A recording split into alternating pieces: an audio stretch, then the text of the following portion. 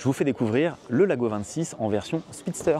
C'est la version prévue en solo, pour en tout cas être manœuvré, géré avec une seule personne du Lago 26. On peut bien sûr être 4 voire 6, il est homologué jusqu'à 6 personnes et je vous le fais découvrir tout de suite sur Goodbots.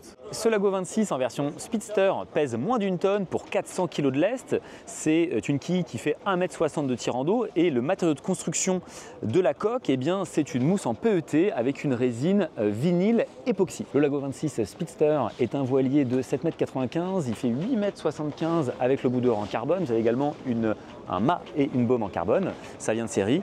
On a une très jolie barre avec un stick en carbone également. Vous avez la possibilité d'ailleurs sur la barre franche ici de pouvoir la bloquer dans sa position grâce à ce petit système de sando, hyper pratique si on a besoin d'aller manœuvrer un petit peu plus en avant dans le cockpit. D'ailleurs, toutes les manœuvres reviennent soit en avant pour tout ce qui est drisse, alba, etc.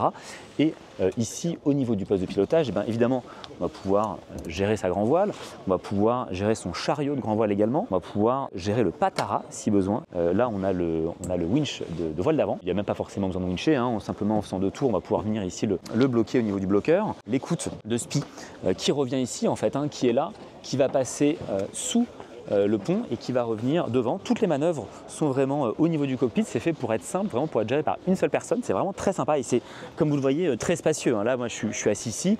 Évidemment, à 4, on ne va pas se marcher dessus du tout. Ce bateau est motorisé avec un moteur inboard électrique de série 1 kW. Avec ça, vous pouvez très facilement sortir du port. Vous avez jusqu'à 2 heures d'autonomie pour pouvoir faire différentes sorties, entrée de port, même pendant un week-end.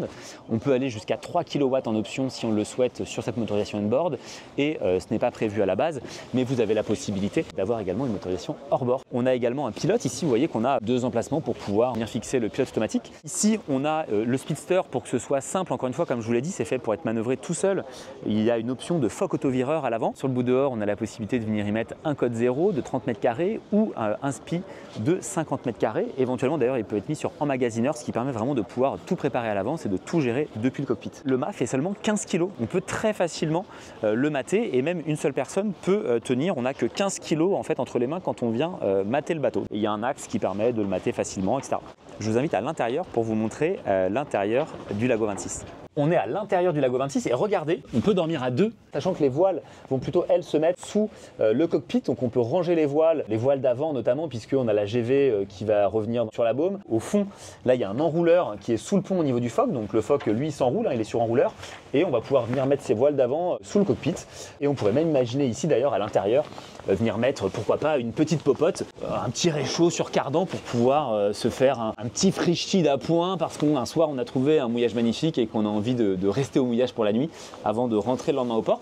Moi, je trouve que c'est un bateau et un voilier très sympathique. Et si vous vous demandez combien ça coûte globalement, en fonction de la configuration que vous allez prendre, entre 110 et 130 000 €. Ça va dépendre du choix de la motorisation, ça va dépendre de vos choix de voile, ça va dépendre de si vous voulez une remorque ou pas de transport, puisque ça peut assez vite chiffrer, puisque le bateau, comme je l'ai dit tout à l'heure, est transportable. Voilà, c'était le Lago 26 en version Speedster sur Goodbots.